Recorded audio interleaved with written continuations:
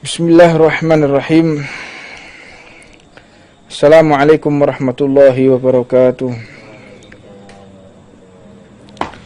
Alhamdulillah. Alhamdulillahilladzi hadana bi'abdihil mukhtari man da'ana ilaihi bil itni wa qad nadana labbaika ya man dallana wa hadana. Shalla alaikallahu bari'uka alladzi bika ya musyaffa'u khassana wa habana. Ma'a alikal adhari ma'ali sirika fahum sufunun najati himana. Allahumma salli wa sallim wa nukarrim wa nu'addim ala sayyidina Muhammadin wa ala alihi wa sahbihi ajma'in. Subhanaka la ilma lana illa ma 'allamtana innaka antal alimul hakim. Rabbi shrah li sadri wa yassir li amri wa hlul 'uqdatam min lisani yafqahu qawli. Tidak ada satupun kata yang lebih pantas kita ucapkan kecuali hanya bersyukur kepada Allah Subhanahu wa taala. Mudah-mudahan setiap hari Allah menambahkan nikmatnya kepada kita, nikmat tersebut yang membuat kita semakin dekat kepada Allah Subhanahu wa taala. Bukan menambahkan nikmat yang sehingga kita semakin jauh dari Allah. Minta kita ditambahkan segala kebaikan oleh Allah, minta ditambahkan segala apapun yang membuat kita bahagia, namun jangan sampai kebahagiaan itu membuat kita semakin jauh dari Allah. Banyak seseorang itu ingin berbahagia, namun kebahagiaan itu menuntun dia semakin jauh dari Allah. Maka mintalah kebahagiaan yang membuat kita semakin dekat kepada Allah. Jangan cuma kita meminta bahagia, namun kebahagiaan tersebut mendorong kita di tempat-tempat yang Allah tidak ridho, mendorong kita di tempat-tempat Allah murka kepada kita. Faliyatubillah min dzalik. Maka kebahagiaan kita yaitu ketika kita dapat beribadah kepada Allah. Kebahagiaan kita manakala kita bisa mendapatkan kesempatan untuk taat kepada Allah. Berbahagialah kita manakala kita bisa ibadah, manakala kita bisa sedekah, manakala kita bisa taat kepada Allah. Bahagialah, karena tidak banyak orang yang mendapatkan kesempatan bisa beribadah. Tidak banyak orang yang mendapatkan kesempatan untuk taat kepada Allah. Maka ketika kita bahagia dalam beribadah, tentunya Allah akan menambahkan kebahagiaan itu berupa apapun yang sehingga kita tidak terjerumus dalam suatu kehinaan. Berbahagia ini adalah hak kita, bahagia dalam apapun. Namun jangan kita bahagia yang sifatnya Allah murka. Di bulan Ramadan ini siapa orang yang paling bahagia? Yaitu orang-orang yang beriman kepada Allah. Siapa yang bahagia? Yaitu orang-orang yang dekat kepada Allah. Siapa yang bahagia? Mereka yang ada di alam kubur. Alam kubur diangkat oleh Allah azabnya, siksanya, sengsaranya alam kubur diangkat oleh Allah di bulan Ramadan. Maka yang paling bersedih ketika di bulan Ramadan ini yaitu mereka yang mendapatkan azab dari Allah di alam kubur. Siksanya mereka dikembalikan oleh Allah, azabnya mereka dikembalikan oleh Allah. Faliyatubillah min dzalik. Mudah-mudahan kita semua dijauhkan daripada siksa kubur, karena siksa kubur ini awal manzilah, pertama kali singgahan.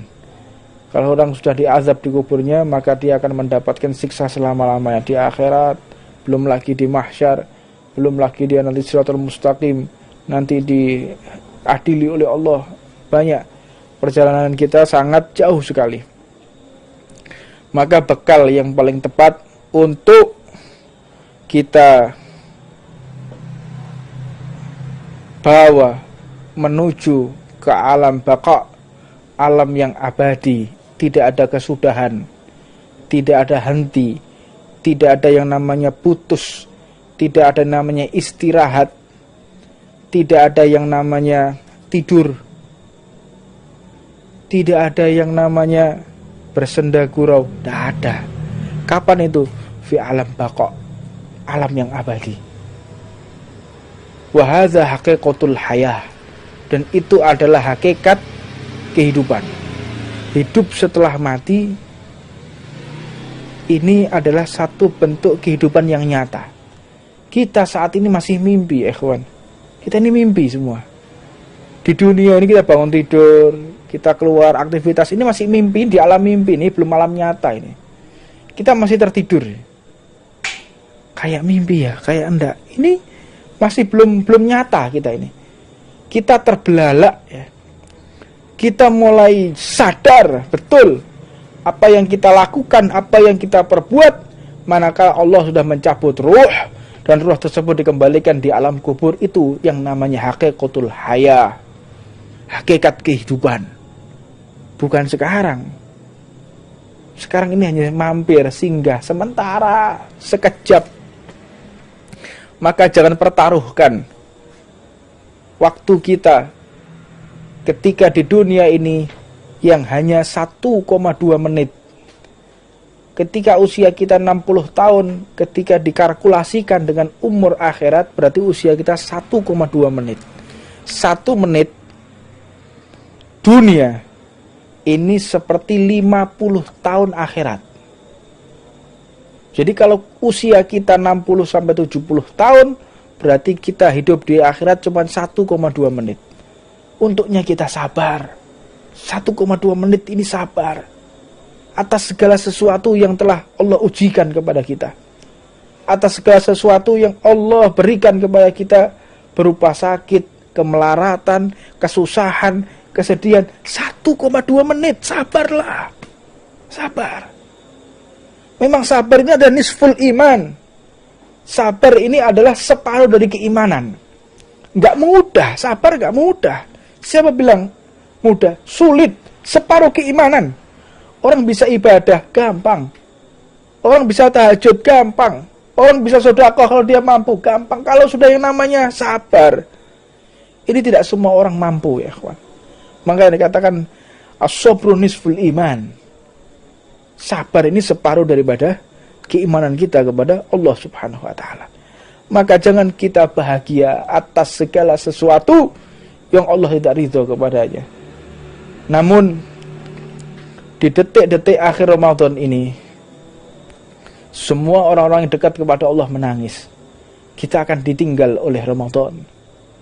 Kita akan kehilangan detik-detik waktu dukungan Allah, yaitu setan dibelenggu. Detik-detik ini apabila kita meninggal husnul khatimah.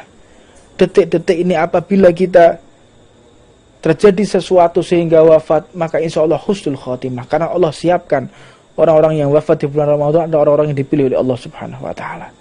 Orang istimewanya Allah. Maka sebentar lagi kita keluar dari Ramadan mencekam kembali. Kenapa? Karena iblis telah dilepas lagi oleh Allah dan siap menggoda orang-orang yang akan sakaratul maut. Sebagaimana diceritakan oleh Al-Imam Sayyidina Imam Malik ya. Beliau itu adalah Al-Imam Darul Hijrah. Beliau adalah guru daripada Imam Syafi'i, yang beliau tidak pernah buang air kecil maupun istinja berada di kota Madinah, tidak pernah sama sekali. Beliau ketika mau buang air kecil selalu keluar dari kota Madinah. Beliau tinggal di Madinatul Rasul, di Madinahnya Rasulullah SAW. Beliau ketika ingin buang hajat keluar dari Madinah. Kenapa? Ta'adduban, beradab kepada siapa? Kepada Rasulullah. Sehingga tidak berani buang air di kota Madinah, keluar dulu.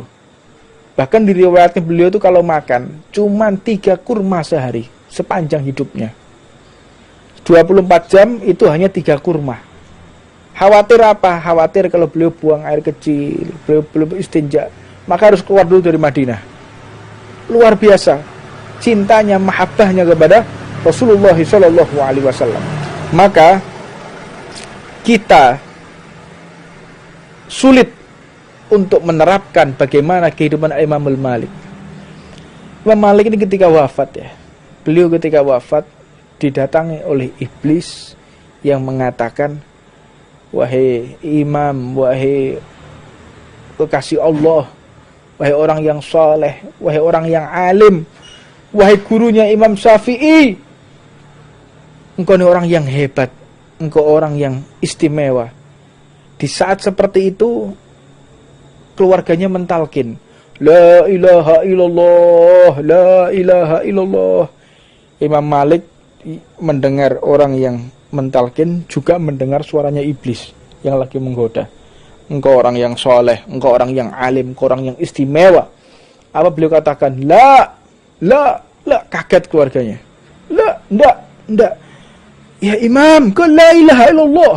Wahai Imam, katakan la ilaha illallah. Tapi Imam Malik mengatakan, ndak. Maka akhirnya beliau pun senyuman dan menangis semua keluarganya. Pada histeris. Kenapa histeris? Karena ketika dituntun mengatakan la, wahai Imam, kenapa engkau mengatakan tidak ketika kami ingin menuntun mengatakan la ilaha illallah, engkau mengatakan tidak? Sebetulnya aku tidak merespon apa yang kau ucapkan, namun aku merespon apa yang diucapkan oleh iblis. Iblis mengatakan, wahai orang yang alim, wahai orang yang soleh, wahai orang yang dermawan, wahai orang yang istimewa. Aku mengatakan tidak. Itu aku merespon jawaban iblis, bukan merespon jawabanmu.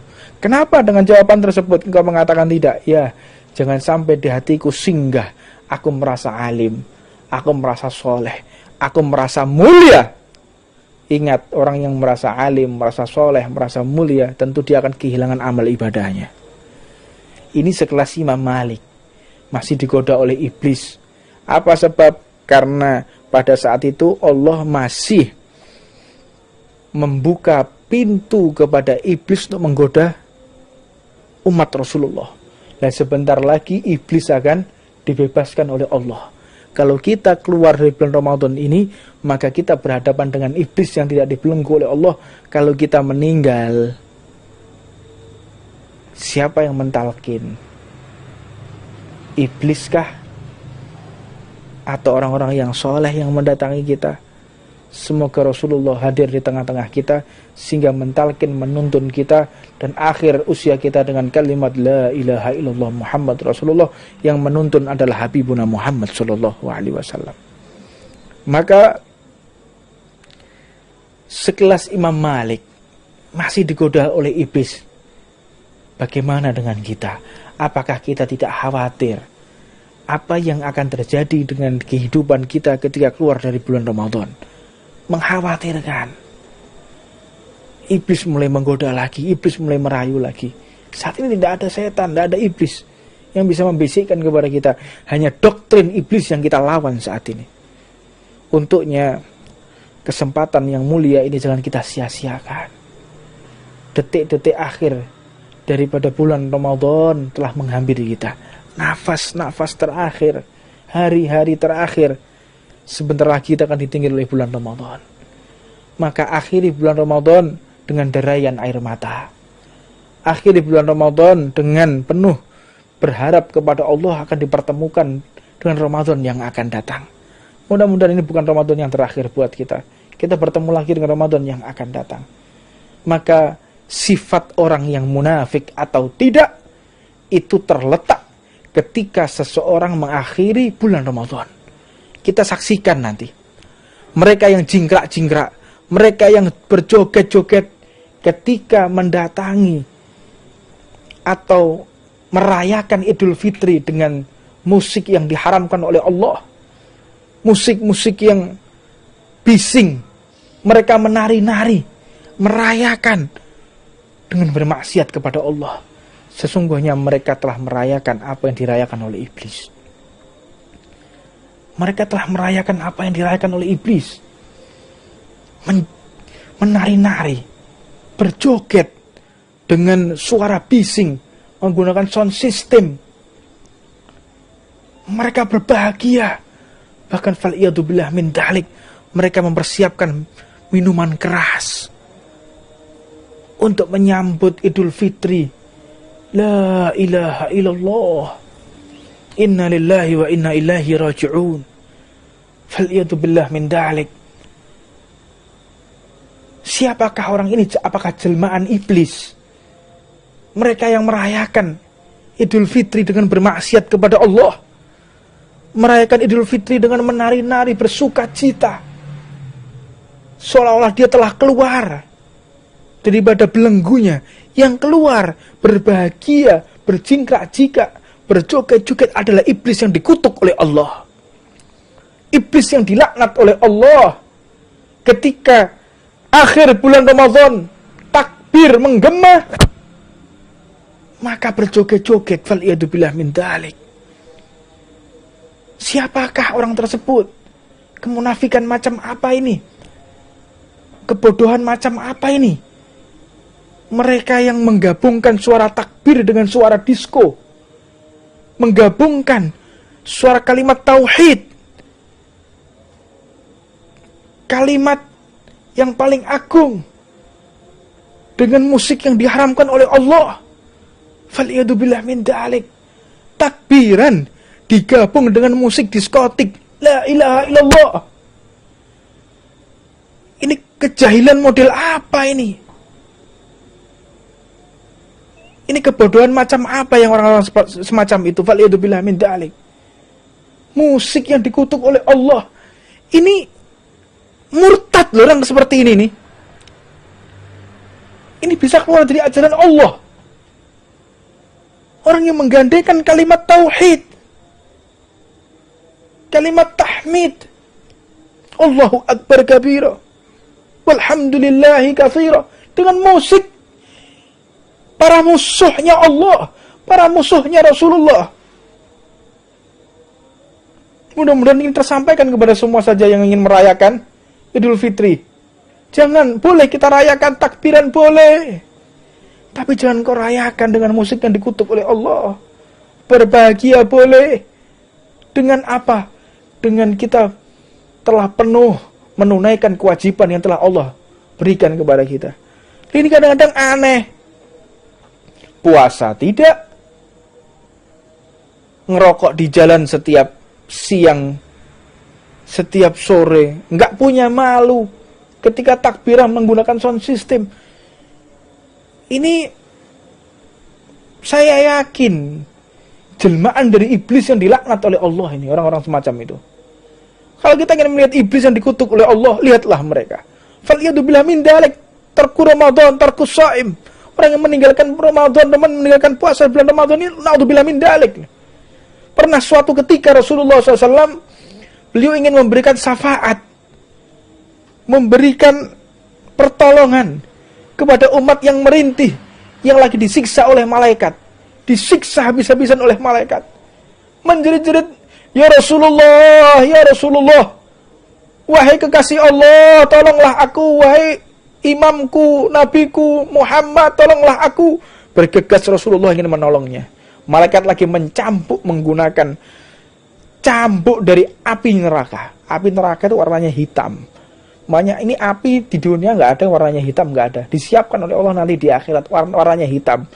Cambuk yang ujungnya terbuat dari besi yang dipanaskan oleh api neraka. Dicambuk luar biasa sampai rontok daging-dagingnya. Berantakan anggota tubuhnya. Diutuhkan lagi oleh Allah. Hancur lagi. Diutuhkan lagi. Hancur lagi. Utuh lagi. Terus seperti itu. Rasulullah pun ingin memberikan syafaat pertolongan kepada orang tersebut. Maka Rasulullah pun memberikan syafaat. Kata malaikat, ya Rasulullah, apakah engkau akan memberikan syafaat kepada umatmu ini? Orang yang mengaku Islam. Ya, dia adalah orang Islam. Dia adalah orang yang beryakin, yang bersyahadat tidak ada Tuhan selain Allah, dan meyakini aku adalah nabinya. Maka aku berhak untuk mensyafaati dia. Kata malaikat, ya Rasulullah, ketahuilah, musuh orang ini adalah bulan Ramadan. Musuh orang ini adalah bulan Ramadan. Dia tidak pernah malu ketika di bulan Ramadan dia terang-terangan makan, minum, ngerokok di hadapan masyarakat. Kata Rasulullah, aku angkat tangan, aku cabut syafaatku bagi orang-orang yang terang-terangan mereka di bulan Ramadan makan, minum secara terang-terangan, ngerokok terang-terangan. Maka aku cabut syafaatku bagi mereka.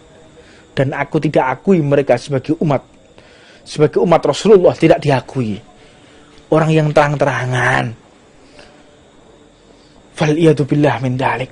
pernah diceritakan ada seseorang anak kecil putra daripada salah satu seseorang yang bukan beragama Islam.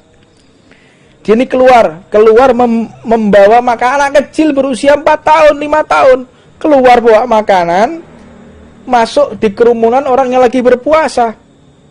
Dia lagi makan es krim. Anak kecil 4-5 tahun. Maka akhirnya orang tuanya pun lari dari rumah, dipanggil si anak. Wahai anakku, kenapa engkau makan dan minum di hadapan orang yang berpuasa? Beradablah engkau. Meskipun kita tidak wajib, kita bukan beragama, tapi engkau harus menghormati. Harus menghormati orang yang lagi melaksanakan puasa. Hormati dia. Diambil si anak tadi. Beliau memohon maaf kepada orang berpuasa, orang Islam berpuasa. Mohon maaf, karena anak saya tadi makan minum tidak menghormati kalian lagi berpuasa. Musameh. Saya maafkan, mau anak kecil mau apa ini. Enggak lama kemudian, si orang ini tiba-tiba malamnya didatangi oleh Nabi Muhammad SAW. Didatangi oleh Rasulullah dan diberikan gambaran, inilah surga, inilah neraka. Maka terbelalak, bagaimana caranya aku selamat dari neraka dan masuk ke dalam surga. Maka caranya yaitu engkau bersyahadat, bersaksi tidak Tuhan selain Allah dan aku adalah utusan Allah. Maka langsung yang mensyahadatkan adalah Nabi besar Muhammad SAW. Diberikan hidayah secara kontan oleh Allah di hari itu juga, karena telah melarang anaknya yang masih umur 4-5 tahun untuk tidak makan terang-terangan di hadapan orang yang lagi berpuasa. Luar biasa Ramadan ini. Jangan kita remehkan, jangan sembarangan. Ini bulan yang agung di hadapan Allah. Bulan yang sangat istimewa sekali. Maka untuknya, kalau memang kita tidak berpuasa, maka jangan terang-terangan. Saya ingatkan ya, kepada mereka yang non-muslim, yang bukan beragama Islam, kita ini digembar-gemborkan dengan toleransi antar umat beragama. Jangan intoleran. Kan gembar-gemborkan sekarang ini. Toleransi antar umat beragama. Itu orang-orang yang non-muslim. Mereka terang-terangan ngerokok, makan di pinggir jalan. Mana toleransinya mereka terhadap umat Islam? Mana toleransinya? Kata harus toleransi antar umat beragama. Kok justru mereka yang intoleran? Kok justru mereka yang berbuat seperti ini? Ini bagaimana? Seperti orang yang menjilat ludahnya sendiri mereka itu. Orang kok intoleran, orang kok gak toleransi dalam beragama. Mana mereka yang berucap seperti itu? Kok diam saja ketika ada orang makan minum di hadapan orang yang berpuasa, ngerokok seenaknya di samping orang yang berpuasa? Mana toleransi antar umat beragama? Bahkan ada yang lebih konyol lagi. Beberapa saat yang lalu ada orang yang mengatakan kita yang berpuasa ini harus toleransi kepada orang yang tidak berpuasa. Yang berpuasa harus toleransi kepada orang yang tidak berpuasa. Nanti, kita ini orang yang tidak meminum minuman keras, kita ini harus toleransi kepada orang-orang meminum minuman keras. Nanti nambah lagi, kita ini harus toleransi, kita ini orang-orang yang baik, nggak pernah mencuri, kita harus toleransi kepada orang-orang yang mencuri. Nanti nambah lagi, kita ini harus toleransi kepada orang yang suka membunuh. Meskipun kita bukan orang yang membunuh, nanti lihat kamu akan kualat orang-orang semacam itu. Engkau akan disakiti di dunia sampai di akhirat jika engkau membolak-balikkan pemikiran yang sesat semacam itu. Yang toleransi, yang harus menjaga diri, yang harus tahu diri ini orang-orang yang tidak berpuasa. Bukan orang yang berpuasa justru harus menghormati orang yang tidak puasa. Kok dibolak-balik ini loh? Dibolak-balik. Orang yang berpuasa harus menghormati orang tidak puasa. Ini bagaimana? Pemikiran yang semacam itu, faliyatubillah min dalik. Na'udzubillah. Maka kita pahami betul, majelis ta'lim ini adalah satu-satunya tempat untuk kita menghilangkan kontaminasi dari pemikiran-pemikiran yang salah. Kalau kita ingin kembali, ingin tahu mindset kita kembali jalan yang benar, maka satu-satunya pintu adalah majelis taklim yang Nabi besar Muhammad SAW. Mudah-mudahan kita semua diberikan pemikiran yang benar, pemikiran yang tepat, sehingga Allah benar-benar membuat kita orang yang benar atas perintah Allah, benar atas visi misi Rasulullah, bukan benar yang dimaksud atas visi misi para musuh-musuhnya Allah Subhanahu wa taala. Ini yang bisa saya sampaikan, mudah-mudahan Allah berikan manfaat, Allah berikan keistiqomahan, Allah angkat derajat kita, Allah maafkan dosa-dosa kita, dan akhir daripada 10 terakhir bulan Ramadan ini idkun minan nar, Allah menjadikan kita orang-orang yang terbebas dari api neraka. Allah maafkan dosa-dosa orang yang berbuat salah kepada Allah. Allah maafkan orang-orang yang berbuat zalim. Allah maafkan orang-orang yang berbuat dosa, yang berbuat maksiat. Mudah-mudahan kemaksiatan kita ditutup oleh Allah, aib kita ditutup oleh Allah, dosa-dosa kita ditutup oleh Allah di dunia sampai nanti di akhirat. Allah maafkan segala perbuatan salah kita, Allah maafkan segala perbuatan khilaf kita. Allah tutup usia kita dengan husnul khatimah, dengan dituntun langsung oleh Nabi besar Muhammad sallallahu alaihi wasallam. Rabbana atina fid dunya hasanah wa fil akhirati hasanah wa qina adzabannar. Allahumma barik lana fima baqi min Ramadan. Ya Allah, berkahi kami ya Allah di akhir bulan Ramadan ya Allah, di detik-detik bulan Ramadan ini ya Allah. Engkau berikan maafmu kepada kami ya Allah, Engkau berikan cintamu kepada kami ya Allah. Ya Allah, berikan semangat kepada kami untuk menghatamkan Al-Quran ya Allah. Ya Allah, kami yang belum hatam Al-Quran ya Allah, berikan semangat ya Allah. Ya Allah, tuntun kami ya Allah, berikan semangat kepada kami ya Allah untuk menghatamkan Al-Quran ya Allah, sehingga kami keluar dari bulan ini ya Allah tidak menyia-nyiakan Al-Quran ya Allah. Sehingga kami di bulan ini ya Allah, jangan sampai ya Allah kita meninggalkan Al-Quran ya Allah. Ya Allah, tutup usia kita dengan husnul khatimah ya Allah. Ya Allah, demi Quran ya Allah. Ya Allah, demi Quran ya Allah, tutup usia kami ya Allah dengan husnul khatimah ya Allah. Ya Allah, demi Quran ya Allah, demi Quran ya Rabb, terangi alam kubur kami ya Allah, terangi alam kubur umat Islam ya Allah, terangi alam kubur kedua orang tua kami ya Allah, terangi alam kubur semua santri-santri kami ya Allah, terangi alam kubur segenap umat Nabi Muhammad ya Allah. Ya Allah, jadikan Quran ya Allah fi amamina ya Allah, jadikan Quran di hadapan kita ya Allah sebagai penuntun kami ya Allah, sebagai penghias amalan kami ya Allah. Jadikan Al-Quran ya Allah yang paling keluar, yang paling sering keluar dari lisan kami ya Allah. Ya Allah, jadikan ya Allah mata kami yang paling sering untuk melihat Al-Quran ya Allah. Ya Allah, jadikan ya Allah wajah kami yang paling sering dilihat oleh Al-Quran, dan wajah kami yang paling sering melihat Al-Quran ya Allah. Ya Allah, jadikan Al-Quran cinta kepada kami ya Allah. Jadikan Al-Quran cinta kepada kami ya Allah, dan kami pun cinta kepada Al-Quran ya Allah. Ya Allah, jadikan Al-Quran ya Allah sebagai syafaat kita ya Allah, syafaat kami ya Allah, syafaat kami di alam kubur, sahabat kami di alam kubur, dan sahabat kami ketika Engkau bangkitkan kami ya Allah. Ya Allah, di alam mahsyar ya Rabb, jadikan Al-Quran isfa'lana, Al-Quran menjadi syafaat buat kita ya Allah. Al-Quran yang menjadi pendingin buat kami ya Allah, ketika manusia kepanasan ya Allah, Al-Quran yang menjadi pendingin buat kami ya Allah. Ya Allah, jadikan Al-Quran sebagai pendamping kami, sahabat kami, sebagai peneman kami ya Allah ketika nanti di surga-Mu ya Allah. Jangan jauhkan kami dari Al-Quran ya Allah, di dunia maupun nanti di akhirat ya Allah. Jadikan Al-Quran dapat kita baca di alam kubur ya Allah.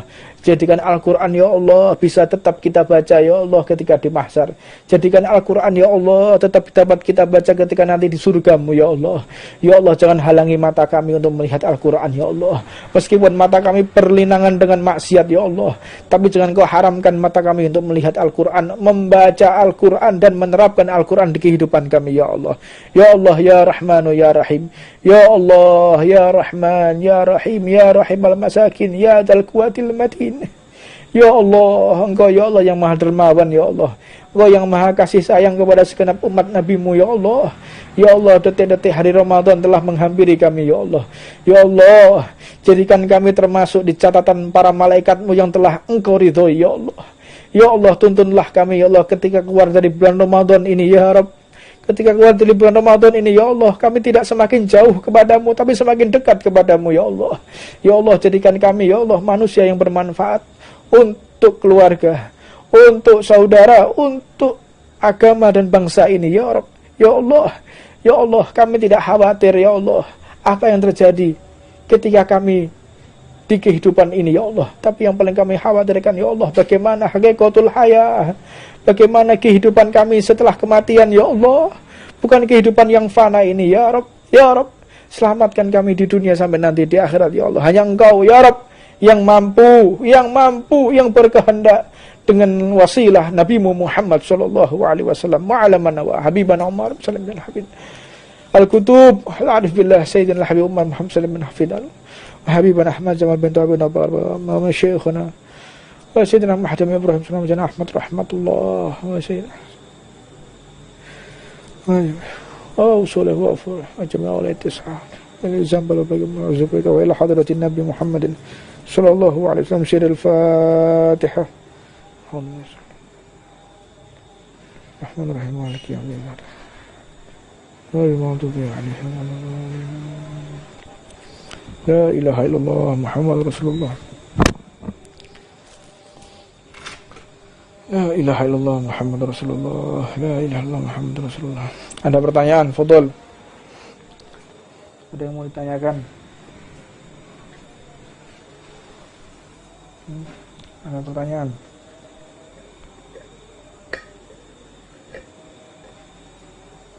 Ada beberapa pertanyaan yang masuk, saya belum bisa menjawab karena banyak hal yang harus saya selesaikan. Saya mohon maaf kepada segenap orang-orang yang mengirimkan WhatsApp dari ikhwan, dari rekan-rekan yang lain. Saya minta maaf. Mungkin insyaallah biiznillah, izin Allah, kita besok akan live lagi dan saya akan khusus menjawab pertanyaan semua yang telah masuk kepada kami insyaallah. Untuk yang ada di sini mungkin ada yang mau ditanyakan, silakan.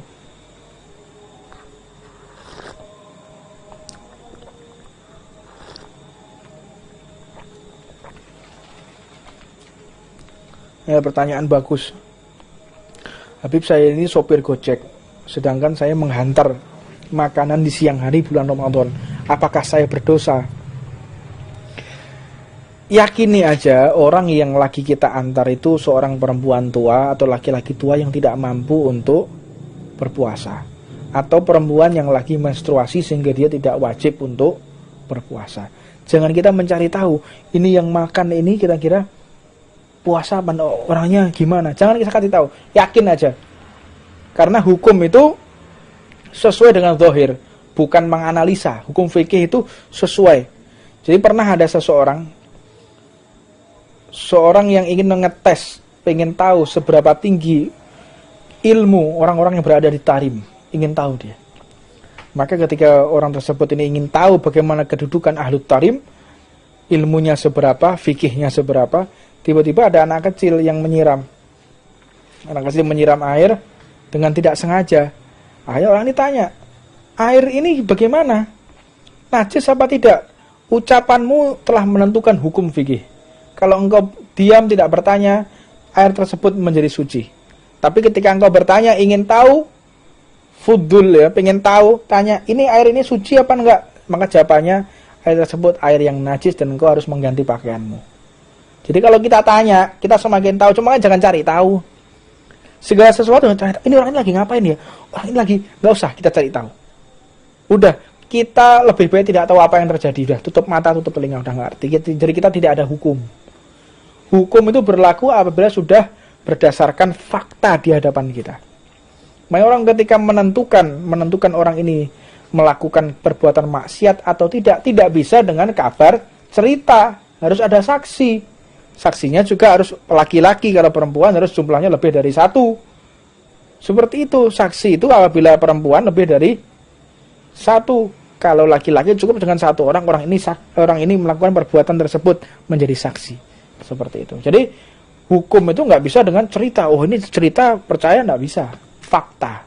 Makanya kalau kita ingin selamat dari segala tuntutan hukum, jangan cari tahu. Yang sifatnya berkaitan dengan orang lain ya. Bukan berkaitan dengan apa yang telah Allah wajibkan kepada kita. Kalau Allah wajibkan kepada kita, ya kita harus cari tahu. Ya, ternyata hukumnya sholat itu nggak harus berwudu. Berarti saya nggak usah cari tahu. Biar saya nggak kena hukum. Nggak seperti itu ini maksud. Jadi yang berkaitan dengan orang lain. Kehidupan sosial ini loh. Orang ini melakukan perbuatan maksiat. Ada orang misalnya pegang homer. Botolnya botol aqua. Botol air mineral. Tapi isinya arak. Warnanya putih. Kita tulisannya tulisan air mineral. Nah, kita jangan cari tahu itu yang dibawa orang ini air mineral apa. minuman keras ya. Jangan kita cari tahu. Oh jelas itu dipakai botol air mineral kok. Kalau kita cari tahu maka kita terkena hukum harus dengan berdakwah, ingkar. Jika kita melihat kemungkaran, maka kita harus dengan merubahnya. Apabila tidak bisa merubahnya dengan tangan, merubahlah dengan lisan. Apabila tidak bisa dengan hati. Wa da'iful iman. Ini adalah lemah-lemahnya iman. Jadi kita jangan cari tahu apa yang akan terjadi. Karena orang kalau udah cari tahu ya, orang wong fudul ya, pengen ngerti. Apa itu ya? Lagi ngapain ya? Sok tahu, ingin tahu keadaan haliah orang. Ini berbahaya kepada dirinya, berbahaya kepada orang lain, dan menjadi mudarat. Makanya pernah diceritakan satu kisah, ada seseorang yang memenggal 99 orang, memenggal dengan membawa sebilah perang. Si fulan ini dia berikan amanat oleh gurunya, wahai santriku, jangan kau bertanya kepada siapapun yang itu bukan urusanmu. Gak usah cari tahu yang itu bukan urusanmu. Tutup mulut. Maka akhirnya si orang ini, si perampok ini, pembunuh begal ini, telah membunuh 99 orang. Tanya kepada satu orang, seorang rahib, pemuka agama, bukan dari golongan orang Islam, tanya, saya telah menyembelih 99 orang. Bagaimana menurutmu? Aku ini diampuni atau tidak? Diampuni atau tidak aku ini? Dijawab oleh si rahib ini, kalau 99 orang yang mustahil engkau akan diampuni oleh Tuhan. Dipenggal juga sekalian si rahib ini. Pas 100. Penggal sekalian, ambil hartanya. Jalan dia. Papasan dengan santri tadi ini yang telah diberikan amanat oleh gurunya dengan wasiat jangan engkau bertanya apapun kepada orang yang itu bukan urusanmu. Menengok, diem, tutup mulut. Bukan urusan kita, diem, kunci mulut kita. Jangan sok kita ingin tahu. Maka dengan darah yang masih netes, tanya, wahai engkau yang aku lihat kalau dari pakaianmu seorang santri, bagaimana menurutmu? Aku ini orang yang diampuni atau tidak oleh Allah? Ya, jika engkau bertaubat, engkau diampuni. Terus dilirik sama dia. Kamu nggak tanya apa yang terjadi kepada pisau ini? Enggak, itu bukan urusanku kok. Untung kamu nggak tanya. Kalau kamu tanya, aku tebas juga kepalamu. Ini darah manusia sudah saya tebaskan 100 kepala. Kalau kamu tanya, saya juga tebas juga kepalamu sebagaimana orang-orang yang sebelumnya. Orang sebelumnya itu tanya kepadaku, itu yang ada di tangan kananmu itu apa? Kok pisau berlinangan darah seperti itu? Dengan pertanyaan itu aku sekalian tebas kepala mereka. Makanya lek gak takok iku selamat. Orang kalau tidak ingin tahu itu selamat.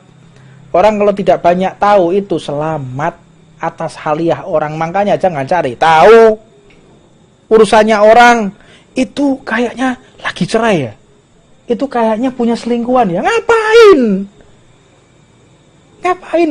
Allah telah menutup aibnya dia terhadap kita. Untuk apa kita cari tahu? Apa manfaatnya buat kita? Allah telah tutup aibnya orang lain terhadap kita kan? Kita kan nggak bisa melihat aibnya orang lain. Untuk apa kita cari tahu? Oh itu beli mobil baru, uang dari mana ya? Kira-kira untuk apa? Apa manfaatnya buat kita ini? Fudul ini. Sok ingin tahu, nggak ada manfaatnya. Makanya jangan kita mencari tahu apa yang terjadi di sekeliling kita. Ada orang mau inilah mau apa meneng aja wis. Ini zaman-zaman sukutut dahab meneng selamat. Ini zaman-zaman yang kita diam selamat. Dosa banyak bicara. Apalagi berbicara yang bukan funnya, bukan ilmunya berbicara. Sok tahu, ingin tahu segala dosa cari diem. Udah selamatkan. Baca kitab, lihat YouTube yang bagus-bagus, lihat tontonan ceramah yang indah, yang menghibur hati kita. Cari kebahagiaan. Carilah kebahagiaan. Oh, coba sing sumbak-sumbak wis. Nggak usah cari yang sumbak-sumbak. Nggak usah cari yang aneh-aneh. Cari yang bisa menambahkan kebahagiaan di hati kita. Cari yang enak-enak. Nah, ini orang ini, Masya Allah, orang ini baik. Wah, ini apa hobi kita apa misalnya. Kalau kita senang motor, wah ini motornya bagus. Kita senang rumah, rumah ini bagus ya ornamennya ya. Oh, ada bunga-bunga, orang senang bunga. Mungkin kalau yang perempuan senang jahit, ini bagus ini. Tidak usah cari tahu. Wah, itu kayaknya tuh kawin lagi bapak. Tidak usah kayak gitu, buat apa? Tidak perlu. Kita cari tahu keadaan kondisi orang di luar. Tidak usah cari tahu. Yang paling sering ini perempuan biasanya. Tahu. Ini kayaknya ini Ustadz ini mulai katanya istrinya nambah lagi ya. Ngapain kayak gitu? Nggak usah kita cari tahu, nggak usah cari tahu. Adapun ada orang yang menceritakan kepada kita, ada orang cerita kepada kita, misalnya kayak orang cerita kepada kami nih, Habib saya ini seperti ini, oh ya, saya mudah-mudahan kau diberikan solusi. Nggak usah cari tahu. Oh ya, itu istrinya suamimu siapa tuh yang baru? Nggak usah lapo, nggak usah cari tahu, ojo fudul lah. Oh enggak, jangan kita cari tahu. Ada orang memberikan kabar kepada kita, digali sekalian.